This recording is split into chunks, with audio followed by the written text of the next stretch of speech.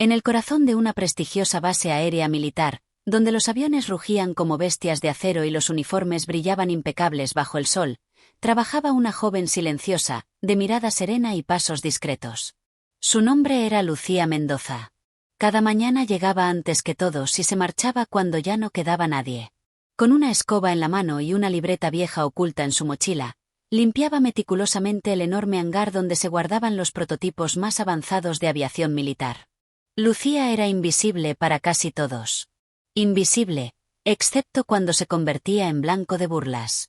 Entre los más crueles estaba el teniente Álvaro Rivas, un joven piloto tan arrogante como hábil, que gozaba de popularidad por sus maniobras osadas y su sonrisa confiada. Una tarde, mientras Lucía barría junto a la nave insignia de la base, un avión experimental de diseño vanguardista que aún no había sido probado en vuelo, Álvaro pasó junto a ella, acompañado de sus colegas, y le dijo en tono burlón: «Cuidado con esa escoba, que no vayas a rayar el avión. Aunque, bueno, quizás el polvo lo entiendas mejor que la aerodinámica». Las risas resonaron por todo el hangar. Lucía, sin embargo, no respondió. Solo alzó la mirada y clavó sus ojos tranquilos en él. Una mirada que duró un segundo, pero que dejó una inquietud extraña en el teniente. Después, bajó la cabeza y siguió barriendo. Lo que nadie sabía era que Lucía no era una simple limpiadora. Había estudiado ingeniería aeronáutica con honores, era una mente brillante, una promesa que había recibido una beca completa para estudiar en una de las universidades más exigentes del mundo. Pero la vida no siempre despega en línea recta. Una tragedia familiar la obligó a abandonar sus sueños para cuidar a sus hermanos menores. No obstante, su pasión por el vuelo y la tecnología nunca murió. En las noches, cuando todos dormían, Lucía trabajaba en diseños propios, perfeccionando fórmulas, leyendo manuales técnicos, y desarrollando ideas que podrían cambiar el futuro de la aviación. Lo que sucedía en ese hangar no era casual. Lucía había diseñado gran parte del software del sistema de navegación del prototipo que Álvaro pilotaría en la próxima demostración internacional. Fue reclutada como colaboradora anónima por uno de los ingenieros principales del proyecto, que había quedado asombrado con sus propuestas. Sin pedir crédito, sin buscar aplausos, Lucía había escrito códigos que ahora serían puestos a prueba en el cielo. Llegó el día de la exhibición. Las gradas estaban repletas de altos mandos, ministros de defensa y representantes de fuerzas armadas extranjeras. El avión centelleaba bajo el sol, con su elegante cuerpo aerodinámico y alas extendidas como un halcón listo para cazar. Álvaro, vestido con su traje de vuelo, caminó con paso seguro hacia la nave, ignorando por completo a Lucía, que esa mañana también estaba allí, limpiando la zona como si nada fuera distinto. «¿Todo listo, teniente?», preguntó un ingeniero. «Listo para volar como nunca han visto», respondió él, ajustándose los guantes. Cuando el avión despegó, el silencio se apoderó de la base. Los primeros giros, las ascensiones, todo parecía funcionar a la perfección. Pero entonces, algo inesperado ocurrió. Un fallo menor, imperceptible para el ojo común, provocó una desviación peligrosa en la trayectoria. Álvaro, sorprendido, empezó a perder el control. «Algo está mal. El sistema no responde como debería», gritó por el comunicador. En la sala de control, uno de los ingenieros corrió hacia el terminal y activó el sistema de emergencia que Lucía había codificado semanas antes. En cuestión de segundos, el software corrigió el error y reestableció la navegación. El avión se estabilizó, y Álvaro, aún agitado, logró completar la demostración. Cuando aterrizó, fue recibido como un héroe por todos. Aplaudían su temple, su dominio, su capacidad para recuperar el control. Pero él, por primera vez, no sonrió. Algo lo inquietaba. Porque mientras descendía de la cabina, sus ojos se cruzaron de nuevo con los de Lucía. Esta vez, había algo más en su mirada, un destello de conocimiento. Un secreto compartido. Horas después, en una reunión privada con los ingenieros, el jefe del proyecto reveló: «Quiero que sepan que parte del éxito de hoy se debe a una colaboradora que ha trabajado en silencio, fuera del foco, pero con una inteligencia excepcional. El sistema de recuperación fue diseñado por Lucía Mendoza». Un murmullo recorrió la sala. Álvaro se quedó sin palabras. El orgullo que antes lo vestía como una armadura ahora parecía una carga pesada. Recordó cada burla, cada gesto de desprecio. Y comprendió que la chica del trapeador no solo había salvado su vida, sino que además era la mente detrás del artefacto más avanzado que jamás había piloteado.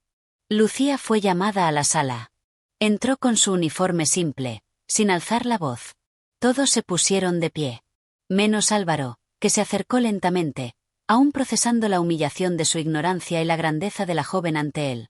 «Perdóname», le dijo en voz baja. No supe ver más allá del polvo del suelo. Lucía lo miró, y esta vez, su mirada no fue de reproche. Fue de calma. A veces hace falta perder el control para ver lo que realmente importa. Y sin más, dio media vuelta y salió. Pero lo que nadie sabía era que ese solo era el inicio. Porque su diseño apenas había comenzado a volar. Porque días después, tras la exhibición, Lucía fue convocada por el alto mando técnico de la base para participar oficialmente en el desarrollo de los próximos 3 modelos de aviones experimentales. No como colaboradora anónima. No como asistente. Como ingeniera principal. El cambio fue casi imposible de ignorar. Donde antes pasaba desapercibida, ahora todos la saludaban con respeto. Sus antiguos compañeros de limpieza la miraban con orgullo contenido, mientras los oficiales de más rango se esforzaban por ocultar su sorpresa al verla caminar por los pasillos técnicos con la misma seguridad que los ingenieros con años de experiencia. Pero Lucía no cambió su esencia. Seguía llegando temprano, observando en silencio, y tomando notas en su vieja libreta, esa que ahora muchos querían ver pero que ella seguía guardando con celo. Álvaro, por su parte, no podía sacársela de la cabeza. Cada vez que entraba al hangar y veía a Lucía inclinada sobre algún panel de diseño o discutiendo cálculos con especialistas extranjeros, sentía como algo dentro de él se quebraba. Era orgullo, sí. Pero también vergüenza. Una punzada constante que le recordaba que el conocimiento no siempre se anuncia con títulos pomposos ni con trajes de gala. A veces viene envuelto en silencio y humildad. Una tarde, mientras Lucía realizaba pruebas con un nuevo modelo de simulador, Álvaro se acercó. No con arrogancia esta vez, sino con una mezcla de duda y respeto. ¿Puedo ayudarte en algo?, preguntó con sinceridad.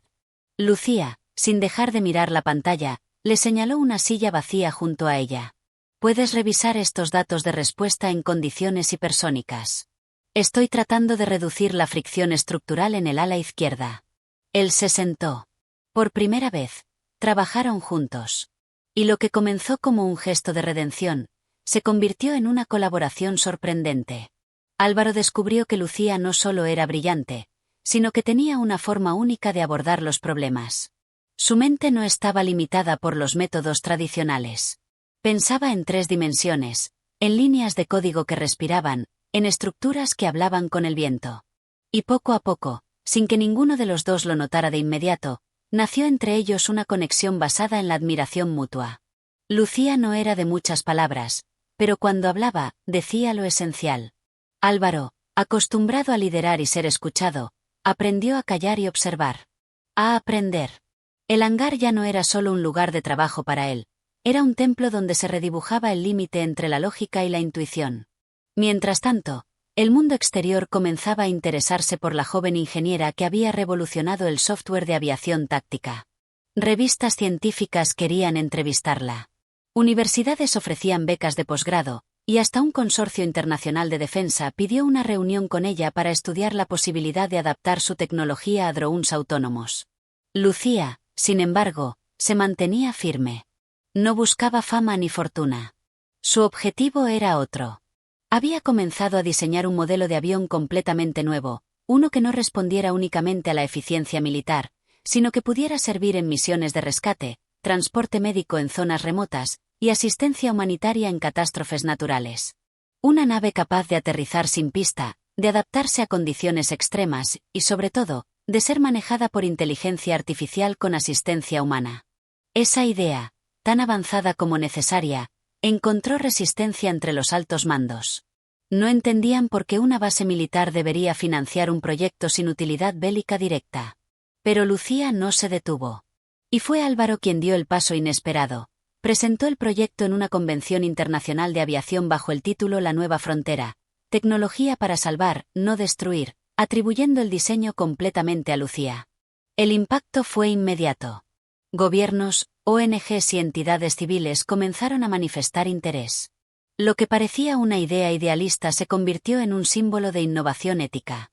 Y mientras los poderosos debatían sobre presupuestos y políticas, Lucía y Álvaro, en aquel mismo hangar donde una vez se cruzaron como desconocidos, trabajaban día y noche sobre planos, prototipos y simulaciones. Pero algo más se gestaba entre ellos. En las miradas largas, en los silencios compartidos, en los cafés olvidados sobre las mesas de diseño, había una complicidad que iba más allá del trabajo. Una historia no escrita, que aún no se confesaba pero que crecía como el fuselaje de su nuevo avión, pieza por pieza, con precisión y sin errores. Y entonces, una mañana lluviosa, un aviso urgente interrumpió la calma. Una región montañosa había sido golpeada por un terremoto devastador. Las rutas estaban cortadas, los helicópteros no podían aterrizar por la niebla, y los heridos aumentaban cada hora. Lucía levantó la vista de sus planos, con una idea latiendo en su mente. ChatGPT set. El prototipo no estaba terminado, no oficialmente. Faltaban pruebas reglamentarias, validaciones finales, y autorizaciones de vuelo que solo llegaban tras meses de burocracia. Pero para Lucía, todo eso era papel mojado frente a una vida que podía salvarse. Encendió el monitor del sistema, verificó los datos esenciales. Propulsión activa, sensores operativos, navegación autónoma al 90%, carga estructural dentro del margen. No era perfecto. Pero era suficiente. ¿Y si falla? Preguntó Álvaro, que ya conocía esa mirada en sus ojos. La misma que vio cuando lo rescató del aire sin necesidad de despegar jamás. ¿Y si no hacemos nada? Respondió Lucía, sin apartar los ojos de la consola. No necesitó decir más. Álvaro se giró hacia el técnico de mantenimiento más cercano y le dijo: preparen la pista de emergencia. El L-1 Fenrir va a volar por primera vez. La noticia se propagó por la base como un incendio. Lucía Mendoza quiere pilotar su prototipo en una misión de rescate real. Hubo voces de alarma, protestas desde el cuartel técnico, pero también una oleada de apoyo. Nadie más tenía un vehículo capaz de atravesar las nubes densas y aterrizar sin una pista sólida. Nadie más que ella. La nave fue sacada del hangar mientras la lluvia martillaba el suelo. Su estructura gris oscuro reflejaba la tormenta como si fuera parte de ella. Lucía no iba a pilotar, pero estaría en el sistema, desde el núcleo de comando remoto. Álvaro, contra todo pronóstico, insistió en ser quien se sentara en la cabina. Confío en ti, le dijo. Tú lo diseñaste. Yo solo tengo que seguir tu voz. La nave despegó con un rugido silencioso. Un sonido nuevo, casi elegante, sin el estruendo típico de los jets. Subió directo, como un halcón que sabe que el cielo es suyo por derecho. A cada segundo, los sensores enviaban datos que Lucía interpretaba como un director de orquesta frente a una sinfonía desconocida. Las turbulencias eran fuertes, pero el Fenrir respondía con una suavidad que asombraba incluso a los ingenieros conectados en la línea de monitoreo. Durante el trayecto, una nueva complicación. El epicentro había dejado una columna de ceniza y vapor que interfería con los sistemas de orientación satelital. Las coordenadas estaban comenzando a volverse imprecisas. Álvaro consultó los datos manuales, pero no encontraba referencia en el paisaje. Fue Lucía quien habló con firmeza. Confía en el patrón de descenso que cargué anoche. Si lo sigues al grado, el Fenrir aterrizará justo donde debe. ¿Y si no? Entonces me equivocaré por primera vez. Álvaro sonrió con una mezcla de miedo y admiración, y activó el programa alterno. La nave comenzó a descender, surcando entre montañas cubiertas de nubes como un fantasma de metal. Abajo, el caos, carpas improvisadas, personas cubiertas de polvo, médicos exhaustos que alzaron la vista al oír el zumbido de algo que no parecía un helicóptero ni un avión convencional. El Fenrir tocó tierra en una explanada inclinada, sin pista, sin balizas, solo con los cálculos de Lucía y la confianza de Álvaro. De inmediato, los compartimientos laterales se abrieron, desplegando cargamentos de ayuda, módulos de primeros auxilios y hasta un dron con cámara térmica para localizar desaparecidos en la niebla. Horas después, cuando la operación estaba en marcha y los canales de noticias comenzaban a hablar de una nave sin precedentes que llegó cuando todo parecía perdido, Lucía seguía en su puesto, sin dormir, sin comer, monitoreando cada dato, cada impulso eléctrico del Fenrir.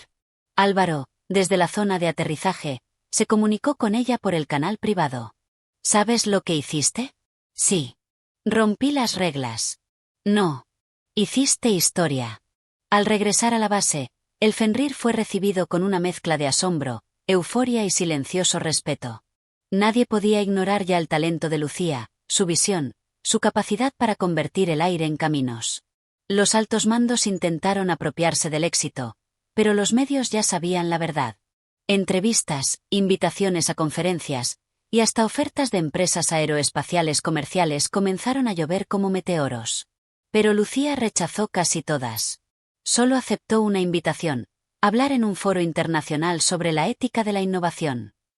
Se presentó con su libreta, aún manchada de aceite y grafito, y dijo una sola frase que quedó grabada.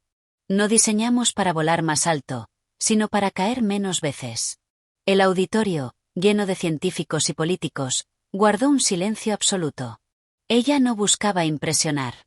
Buscaba cambiar la forma en que se pensaba la tecnología. Y lo estaba logrando. Días después, regresando a la base, Lucía encontró un sobre su mesa de trabajo. Era de Álvaro. Dentro, una tarjeta sin florituras, con una sola línea escrita a mano. ¿Y si diseñamos algo juntos, pero esta vez, fuera del hangar? Lucía lo miró desde lejos, donde él fingía estar ocupado con unos planos. Ella tomó su libreta, arrancó una hoja, escribió algo y se la entregó doblada en 4. Álvaro la abrió con curiosidad. Decía: depende, tú cocinas. Esa noche salieron a cenar. Sin uniformes, sin títulos, sin jerarquías. Solo dos personas que habían aprendido a ver más allá del polvo y los trajes. No hablaron del Fenrir ni de motores hipersónicos. Hablaron de infancia, de libros, de música, del miedo a fallar y de la belleza del error. Era como si por fin el cielo se hubiera abierto, pero no sobre sus cabezas, sino dentro de ellos. Pero mientras en la base todo parecía calma, en una oficina remota, alguien revisaba los planos del Fenrir. Un alto funcionario del sector de defensa internacional, con ojos fríos y un expediente clasificado abierto sobre la mesa. Había algo en ese diseño que despertaba tanto interés, como temor. Una línea subrayada en rojo decía: capacidad de despegue vertical, navegación autónoma bajo interferencia, algoritmo adaptativo predictivo desarrollado por Lucía Mendoza. Y al margen, a mano, una nota escrita en tinta negra: tecnología con potencial militar avanzado. Evaluar posibilidad de adquisición exclusiva. Si no acepta, intervenir. Lejos de sospechar lo que se gestaba, Lucía y Álvaro seguían construyendo algo nuevo. No solo aviones. Una forma distinta de mirar el mundo. Pero los cielos que tanto amaban, los mismos que habían conquistado juntos, comenzaban a oscurecerse con nubes de otro tipo. Más densas, más peligrosas, y con amenazas que no venían del viento, sino del poder. Mientras el sol caía sobre la base aérea, tiñendo los hangares de un dorado crepuscular, Lucía se encontraba en la cima de una historia que nunca imaginó vivir. Desde aquella escoba que empujaba en silencio, ignorada por todos, hasta el centro de los laboratorios aeroespaciales más avanzados del mundo, su viaje no solo rompió paradigmas, sino que reconstruyó la dignidad de todos aquellos que alguna vez fueron subestimados. El Fenrir se convirtió en un símbolo. No solo de tecnología, sino de propósito. Fue adoptado oficialmente por misiones humanitarias internacionales. Gracias a su capacidad para entrar donde nadie más podía, miles de vidas fueron rescatadas en terremotos, tormentas, y zonas de guerra donde la ayuda nunca llegaba. La nave ya no era solo una hazaña de ingeniería, era la prueba viviente de lo que ocurre cuando la innovación nace del corazón, y no solo del interés político o económico. Lucía, sin buscarlo, se volvió referente global. Las universidades más prestigiosas querían nombrarla doctora honoris causa. Las revistas científicas llenaban sus portadas con su rostro, ese que antes nadie notaba mientras barría el suelo del hangar. Ni sus padres, ni sus antiguos profesores, ni siquiera ella misma cuando miraba su reflejo en los vidrios empañados de los aviones, habían imaginado hasta dónde podía llegar. Pero lo más asombroso de todo no fue su éxito, sino cómo lo llevó. Lucía nunca se convirtió en lo que muchos esperaban, una celebridad fría o distante. Mantuvo su esencia, esa humildad que la hacía humana entre genios, y gigante entre soberbios. En cada entrevista, en cada congreso, repetía la misma frase: yo no llegué sola. Me empujaron con desprecio, Y con eso construí alas. Álvaro, por su parte, renunció a su antiguo puesto para unirse oficialmente a su equipo de diseño. Ya no como líder militar, sino como aprendiz constante. A su lado, aprendió a escuchar antes de hablar, a pensar con el corazón y no solo con la táctica. Y aunque nunca dejó de volar, sus vuelos eran distintos ahora, no medían kilómetros ni velocidad, sino impacto humano. Pero todo gran cambio tiene su precio. El intento de adquirir su tecnología por parte de poderes oscuros no se detuvo. La presión aumentó. Ofrecieron millones. Luego amenazaron con aislarla, desacreditarla, silenciarla. Los laboratorios empezaron a ser vigilados. Los informes manipulados. Hasta que una noche, Lucía recibió una advertencia directa. Si no entregaba el algoritmo principal del Fenrir, cerrarían su unidad de investigación. Muchos habrían cedido. Otros habrían huido. Pero ella no. Convocó a una rueda de prensa mundial. Apareció sola, sin escoltas, sin filtros, con su libreta en la mano. Y dijo: si mi trabajo puede usarse para matar, entonces no lo hice bien. El verdadero poder no es destruir más rápido, sino salvar más lejos. Si quieren mi algoritmo, tendrán que enfrentarse a algo más fuerte que la inteligencia artificial, la conciencia humana. Esa declaración se volvió viral en menos de una hora. Manifestaciones en su apoyo surgieron en más de 30 países. Científicos, activistas, pilotos, ingenieros, miles de personas comunes que se sentían representadas por ella, alzaron su voz. Lucía no era una inventora más. Era el espejo de todos los que alguna vez fueron ignorados. Y contra todo pronóstico, el sistema retrocedió. No pudieron tocarla. Porque para entonces, ya no era una sola. Años después, en un museo de innovación en Berlín, se exhibe el primer modelo del Fenrir, junto a la libreta original de Lucía. A un lado, una placa grabada con una frase suya. El futuro no se diseña con miedo, sino con memoria. Ella y Álvaro viven ahora en una comunidad científica en las afueras de Sevilla, desarrollando proyectos educativos para niños con talento en situación de pobreza. No dan clases magistrales. Enseñan jugando, con motores reciclados y papeles doblados como alas. Y cuando alguien les pregunta por qué no están en Silicon Valley o en una gran corporación, Lucía simplemente sonríe y contesta: porque hay más futuro en una mente libre que en 100 millones invertidos sin alma. Esa chica que una vez fue ignorada en un hangar, que fue burlada por limpiar lo que otros manchaban, hoy vuela más alto que cualquier jet jamás creado. No por la altura que alcanza, sino por las vidas que toca. Su historia no termina. Porque no es solo suya.